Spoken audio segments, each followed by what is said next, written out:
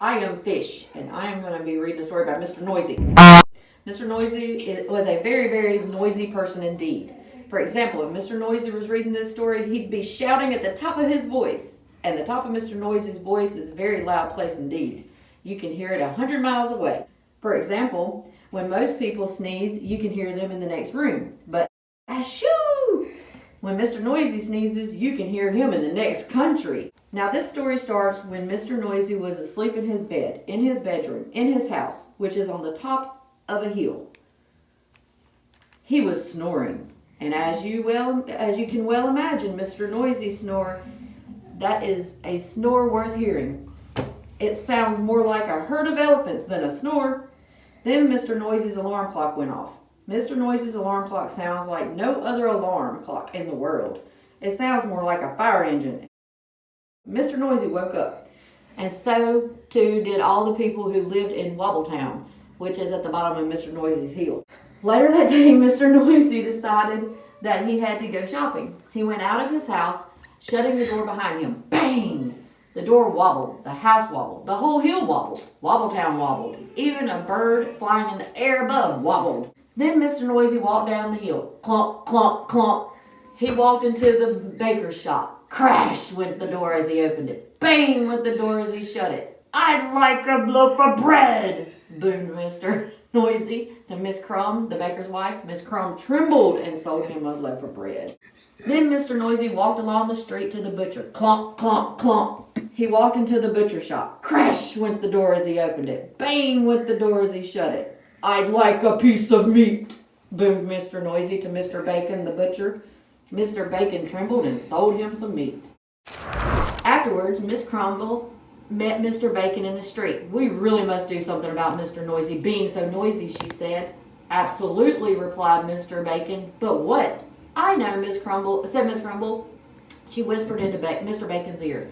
Mr. Bacon smiled a big smile, which grew into a broad grin. He said, I think you have the answer.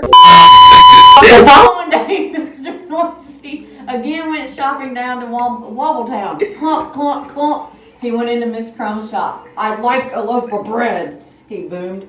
Sorry, what did you say? Asked Miss Crumb, pretending not to hear. I'd like a loaf of bread, Mr. Noisy shouted. Sorry, Miss Crumb, putting her hand to her ear. Can you speak up, please?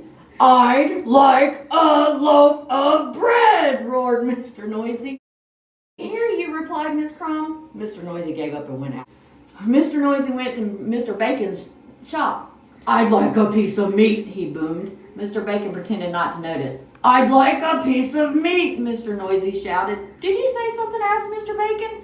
I said I'd like a piece of meat, roared Mr. Noisy. Pardon, said Mr. Bacon. Mr. Noisy gave up and went out and went home and went to bed. Hungry. The day after Mr. Noisy tried again, he went into Mr. Crumb's shop. I'd like a loaf of bread, he boomed. A what? Asked Miss Crumb. Mr. Noisy started shouting at the very top of his lungs. A loaf of... And then he stopped. And he thought. And then he said quietly, I'd like a loaf of bread, please, Miss Crumb. Miss Crumb smiled. Certainly, she said. Then Mr. Noisy went to Mr. Bacon's shop. I'd like a piece of meat, he boomed. Did you say something? Asked Mr. Bacon. Yes, I did, shouted Mr. Noisy at a very top of his voice. I said I'd like a piece. And then he stopped, and then he thought, and he said quietly, I'd like a piece of meat, please, Mr. Bacon.